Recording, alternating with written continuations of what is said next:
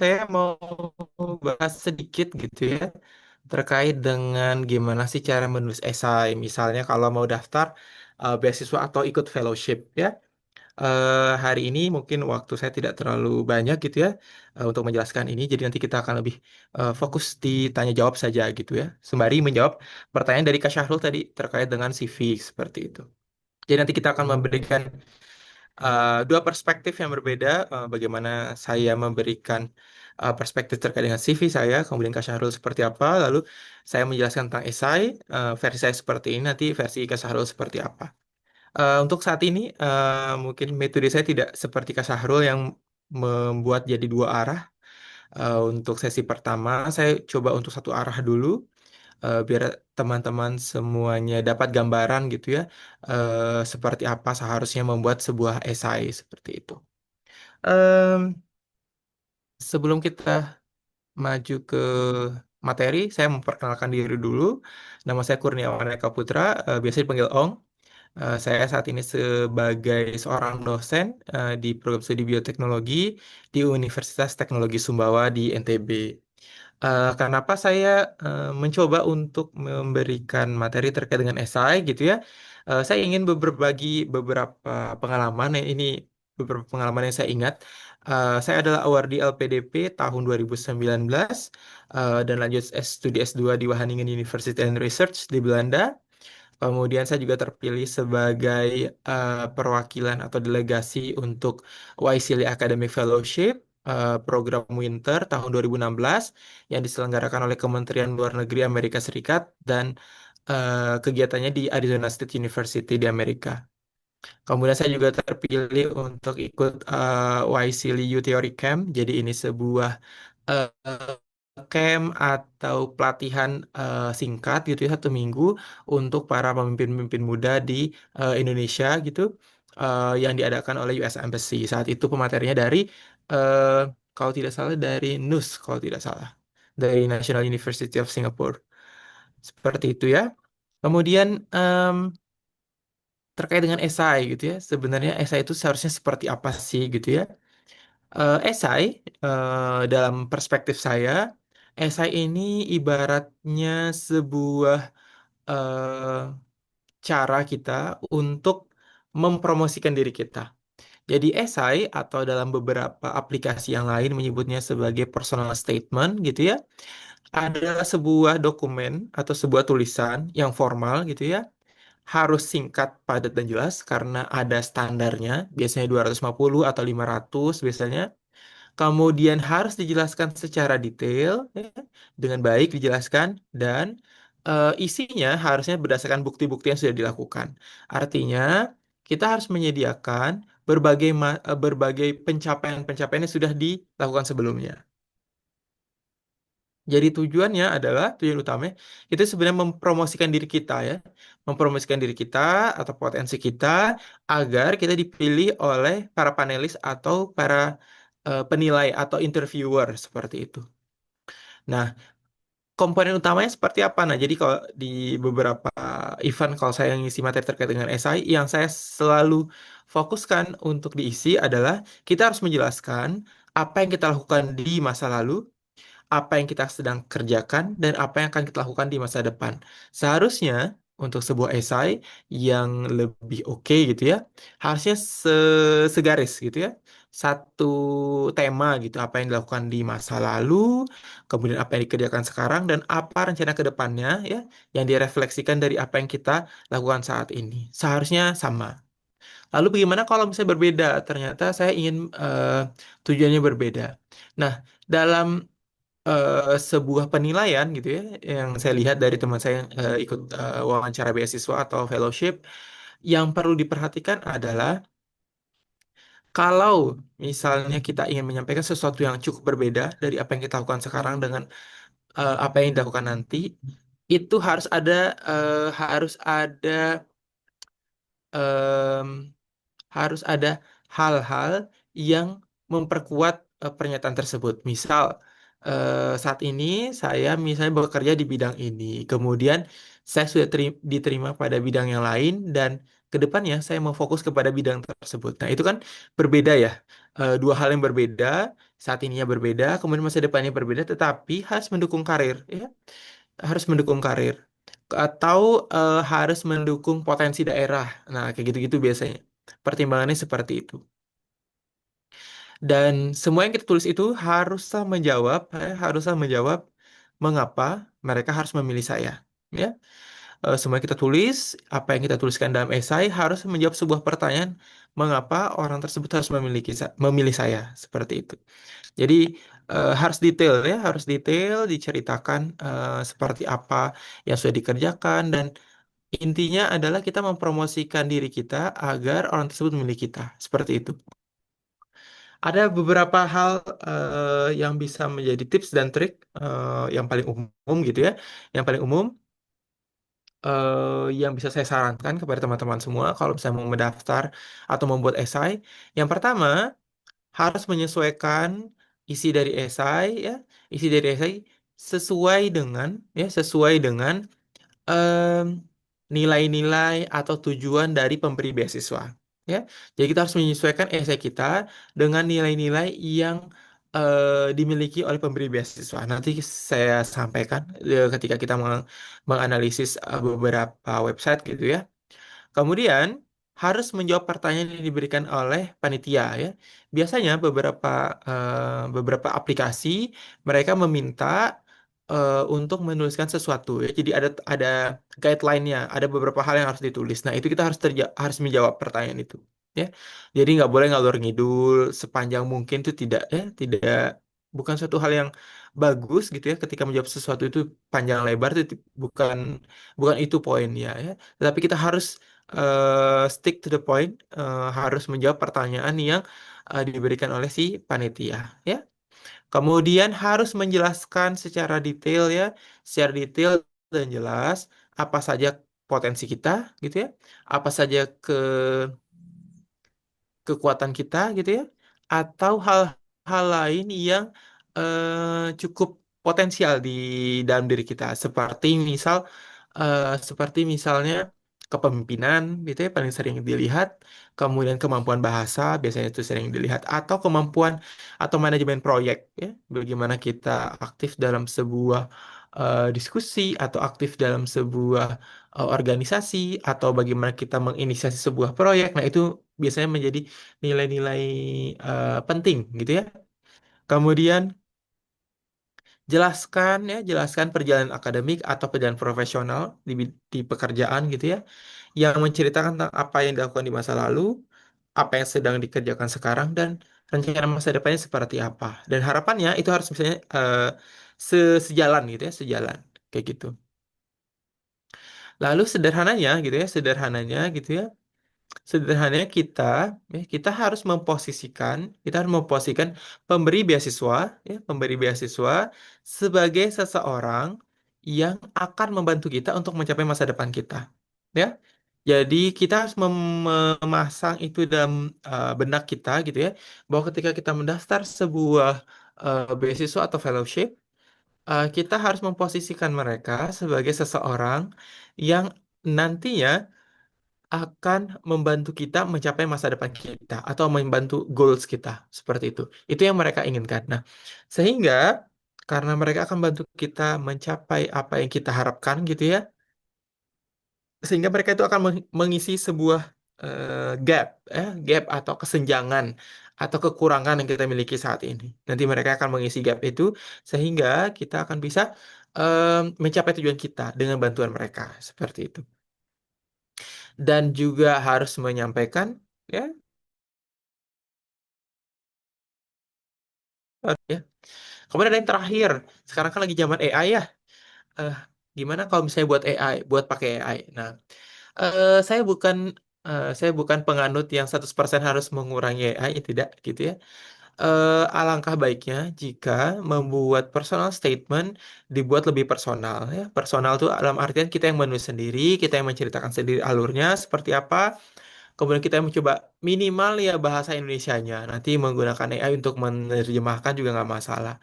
Atau menggunakan bahasa-bahasa yang cukup persuasif di AI juga tidak masalah. Tetapi untuk menuliskannya harusnya kita sendiri yang menuliskannya karena AI hanya bisa melakukan sesuatu berdasarkan perintah. Kadang AI tidak bisa menjelaskan sesuatu berdasarkan em, apa namanya kemampuan yang kita apa kemampuan atau sejarah yang kita miliki seperti itu. Saya tunjukkan beberapa contoh esai yang sudah pernah saya buat. Ini adalah esai yang saya ajukan ketika saya mengikuti kegiatan Youth Theory Camp. Saat itu saya apply eh, aplikasinya gitu ya. Jadi mereka meminta 500 ini tadi yang saya sampaikan bahwa kita harus menyediakan kita harus menjawab pertanyaan sesuai dengan permintaan mereka gitu ya. Di sini mereka bilang tolong berikan 500 kata atau kurang kenapa sih kamu harus ikut program ini. Terus bagaimana kemampuan leadershipnya, kemudian terus bagaimana program ini bisa memperbaiki skill kamu kayak gitu-gitu ya. Jadi itu yang harus dijelaskan dengan detail gitu ya di personal statement atau si esainya. Nah, saya menuliskannya dengan flow, dengan alur. Saya ceritakan dulu 2012 ngapain aja, sekarang ngapain, kemudian di masa depannya seperti apa. Barulah kita jelaskan problem statement atau gapnya, atau apa sih yang saya butuhkan sekarang kayak gitu. Jadi, kalau teman-teman bisa lihat di paragraf pertama, saya tuh menceritakan, eh, sebagai informasi ini adalah aplikasi saya tahun 2017, kalau tidak salah 2007, ya 2017. Jadi saya eh, dulu di masa lalu tuh saya ngapain aja, kemudian saat ini ngapain aja gitu ya, programnya atau proyeknya sekarang ngerjain apa. Kemudian saya ceritain bahwa selama saya udah ngerjain dari dulu sampai sekarang tuh saya nyadarin bahwa ada satu masalah yang saya hadapi gitu ya. Saya ceritain di paragraf kedua yang hanya satu kalimat ini. Em, ada sebuah masalah yang saya hadapi gitu ya, yang membuat saya tuh merasa kurang gitu. Kemudian di paragraf ketiga saya cerita bahwa ke depannya tuh saya lagi mau buat ini loh gitu. Saya mau buat ini, proyek yang akan saya lakukan. Baru nanti di tahapan yang keempat, di paragraf keempat saya cerita gimana sih partisipasi atau peran dari Youth Theory Camp ini dalam membantu saya menyelesaikan masalah saya. Nah, itu dia. Ya, jadi bagaimana Youth Theory Camp ini bisa membantu saya untuk menyelesaikan masalah saya, gitu. Ya, jadi intinya kita harus menjawab pertanyaan, ya. Nah, ini adalah aplikasi yang saya buat ketika saya masih S1. Jadi saya mohon maaf apabila bahasa Inggrisnya masih buruk. Jadi ini adalah ya ini sih sehingga saya S1, jadi ini saya apply ya. Jadi yang paling penting adalah menjawab pertanyaan dan menceritakan korelasi atau koherensi antara apa yang kita kerjakan sekarang dengan apa yang mereka bisa sediakan. Ya. Nah, kalau LPP gimana gitu ya? Kalau LPDP gimana? Ini saya kutip di laman resminya LPDP. Pastikan kita sesuai, ya. Ya, eh, poin pertama saya ulangi. Poin pertama yang harus diperhatikan ketika kita membuat esai adalah pastikan esai yang kita buat sesuai dengan apa yang mereka minta, ya. Pastikan apa yang kita buat sesuai dengan apa yang mereka minta. Kalau dilihat ya di setiap website mereka ya, menceritakan atau memberikan statement atau menyatakan gitu ya, kandidat seperti apa sih yang mereka cari gitu ya. Nah, kalau dilihat di LPDP, ya, ini bisa dilihat di bagian about-nya atau di bagian about us atau bagian deskripsi programnya. Itu bisa dilihat di situ. Di sini tulisan LPDP is committed to preparing Indonesian future leaders and professionals through scholarships and encouraging research innovation through research funding. Nah, jadi udah jelas ya. Jadi LPDP adalah sebuah program yang digunakan untuk mempersiapkan pemimpin-pemimpin muda, pemimpin-pemimpin masa depan Indonesia gitu ya, dan profesional-profesional Indonesia gitu ya, lewat pemberian beasiswa dan dana riset. Ya, itu intinya.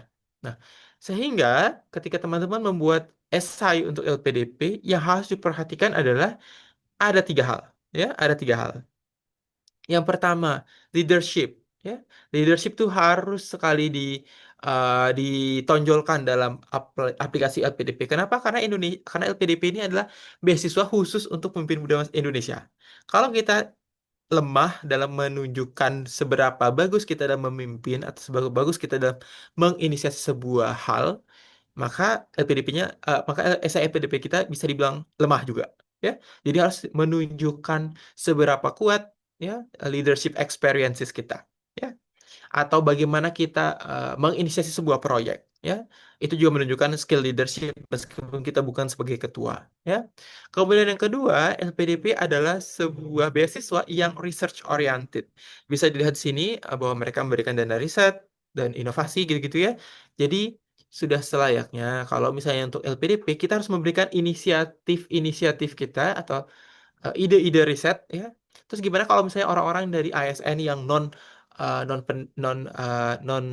Kemendikti Saintek misalnya, atau SN-SN tertentu, maka yang perlu diberikan adalah utamanya adalah bagaimana memberikan inisiatif-inisiatif gitu, ya, atau inisiasi-inisiasi yang dilakukan di tempat kerjanya, ya. Jadi LPDP ini benar-benar mencari pemimpin muda masa depan seperti itu.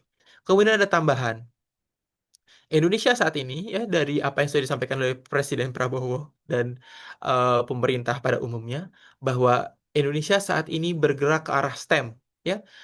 STEM atau Saintek, ya, bahasa Indonesianya Saintek. Em, karena kita sudah bergerak kepada STEM, bahkan ada yang ya, fokusnya sekarang STEM bukan yang STEAM. Kalau STEM, Science, Technology, Engineering, and Math, mereka fokus karena proyeksinya Indonesia ingin menjadi lebih maju dalam bidang saintek atau STEM, gitu, ya. Jadi teman-teman kalau misalnya fokusnya pada saintek, maka sudah bisa untuk mendaftar LPDP. Lalu bagaimana dengan yang backgroundnya sosial? As long as teman-teman bisa memberikan positioning atau memposisikan dirinya untuk mendukung iklim riset atau iklim saintek di Indonesia, meskipun dari sosial, maka teman-teman juga termasuk kandidat-kandidat yang kuat gitu, ya. Kayak gitu.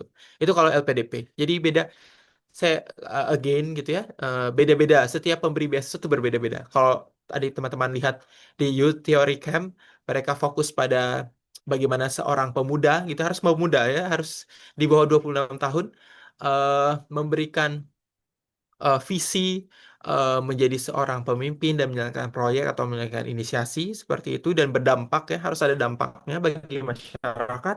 Kalau LPDP orientasinya pada pemimpin masa depan, kemudian bagaimana kita menjadi pemimpin, menjadi inisiator dan research oriented, dan kalau bisa fokus kepada STEM gitu, ya, LPDP. Jadi beda pemberi beasiswa, beda-beda karakteristiknya. Jadi harus dicek websitenya. Mereka tuh minta kandidatnya seperti apa. Nah, sekarang kita lihat kalau AAS. Nah, ini AAS ini salah satu em, beasiswa luar negeri yang favorit gitu, ya, karena eh, stipendnya uang bulanannya cukup gede, mirip-mirip ke LPDP. Jadi bisa jadi eh, bisa jadi bisa jadi opsi gitu, ya. Tapi sayangnya AAS itu kurang lebih 250 orang per tahun yang diterima gitu, ya. Jadi sangat kompetitif. Karena programnya sangat kompetitif, maka kita harus unik. Ya, harus menyesuaikan sama apa yang mereka cari, ya.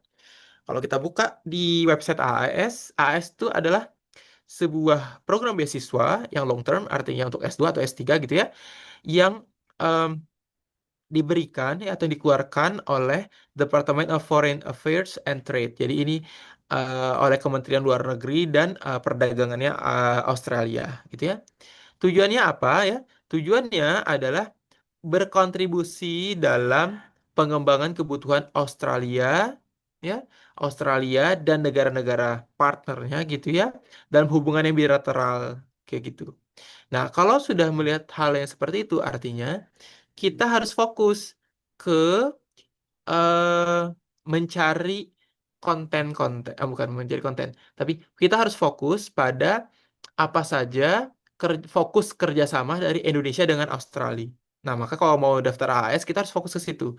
Kayak misal energi atau climate change, itu fokus banget tuh di AAS sama Indonesia tuh fokusnya ke arah-arah situ. Nah, kalau misalnya kita sudah bisa fokus ke arah situ, maka kita bisa daftar AAS. Nah, selain itu, ya, kalau LPDP itu sebenarnya akademik oriented ya, kelihatan sekali. Dia itu fokusnya pada akademik, bagaimana kuliah, belajar gitu ya, pada akademik sekali.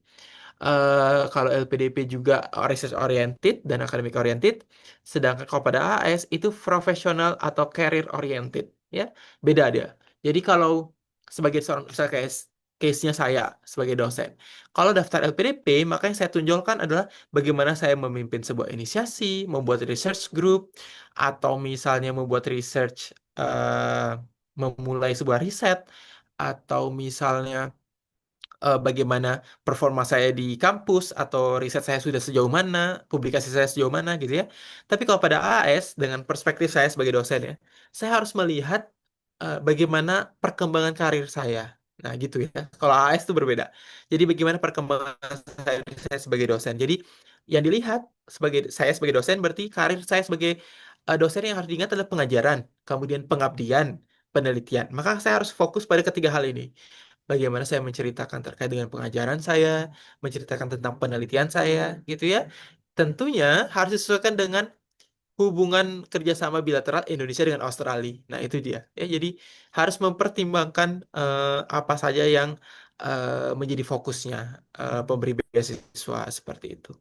Nah, lalu gimana cara cari tahu Indonesia sama Australia itu fokusnya kemana? Nah, pertama, cari dulu di RPJMN kalau tidak salah istilahnya ya, kayak rencana pembangunan jangka menengah nasional gitu, jangka panjang juga bisa dicek. Itu bisa dilihat di situ, lalu cari hubungan bilateral Indonesia dan Australia itu seperti apa. Nah, coba matching ya.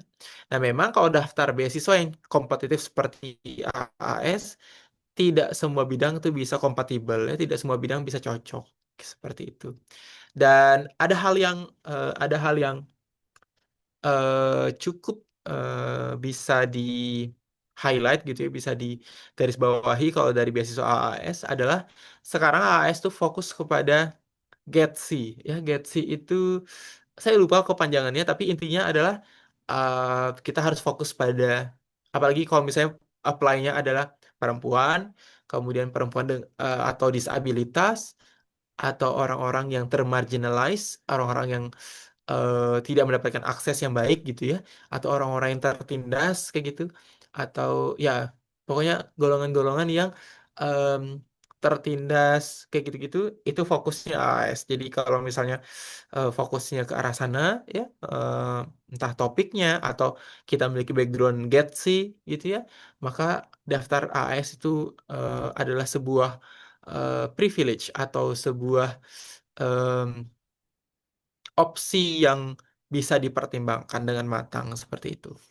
Nah, AAS gitu ya, AAS atau Australia Award Scholarship, dia selain menyediakan yang long term, dia juga menyediakan yang short term. Nah, yang short term ini benar-benar harus fokus pada em,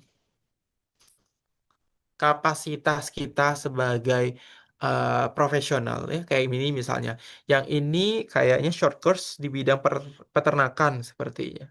Ya, ini pasture, feed, and water management practices. Nah, jadi ini lebih ke bagaimana pengelolaan kotoran ternak, kemudian pakan ternak, dan manajemen dalam pengelolaan air gitu ya, untuk peningkatan produktivitas dalam peternakan seperti itu. Nah, jadi kalau teman-teman lihat misalkan Indonesia dan Australia kan fokus ya di bidang peternakan. Nah, apalagi kalau misalnya teman-teman yang bidangnya peternakan, maka opsi AAS adalah opsi yang cukup signifikan untuk dipilih seperti itu. Kemudian lebih fokusnya lagi ke ini ya. Jadi harus melihat harus melihat hubungan bilateralnya Indonesia dengan Australia, kerjasamanya bidang apa seperti itu.